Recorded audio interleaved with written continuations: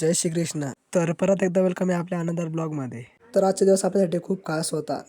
म्हणजेच आज आपल्याला कृष्ण भगवानच्या ब्रजधामला जायचं होतं. तर मग काय मी आणि माझी दोन्ही बहीण निघालो आम्ही कोटमगावकडे. तर चला मग जाऊया. तर मग आम्ही निघालो आमच्या रस्त्याकडे आणि इकडं बघितलं तर ट्रॅफिक एवढा. तर हे सांगायला तर नवीन नाही आहे, हे तर रोजचं ट्रॅफिक राहायला एवढ्यात. ट्रॅफिक सोडून आलो आम्ही ब्रजधाममध्ये आणि इकडे येताच म्हटलं थोडीफार यांची मदत करून देऊ.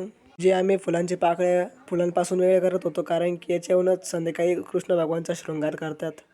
ही सेवा देऊन आम्ही आलो यज्ञाकडे.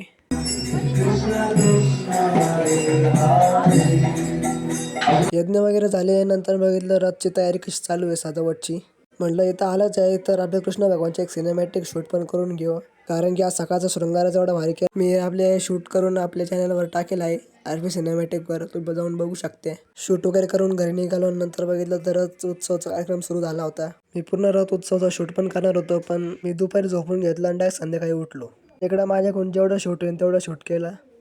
तसे तर यात्रेसाठी 2 रथ ठेवले होते, एक छोटा रथ जो गावातून निघेल आणि एक मोठा रथ जो हायवेने जाणार.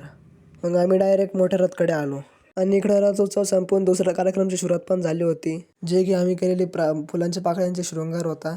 कृष्ण भगवानला असं पाहून मन एकदम आनंदमय होऊन गेला.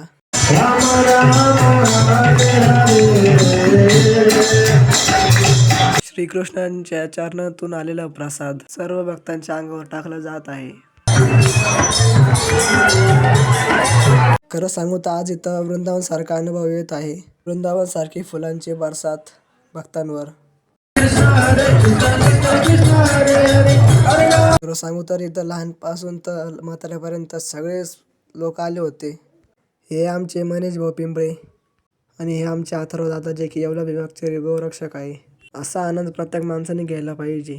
तर सर्वजण वृंदावन सारखे भक्तिभावात नाचत आहोत. तर तुम्हाला पण आम्ही ब्लॉग आवडला असेल तर लाईक करा आणि फॉलो असेल केलं तर फॉलो करून घ्या. आणि मी आजचा पूर्ण ब्लॉग यूट्यूबवर पण टाकला आहे, जाऊन बघू शकते. लिंक बायोमध्ये आहे. भजनवर नाचून आम्ही आमचा ब्लॉग संपवतो. भेटूया पुढच्या मिनी ब्लॉगमध्ये. राधे राधे.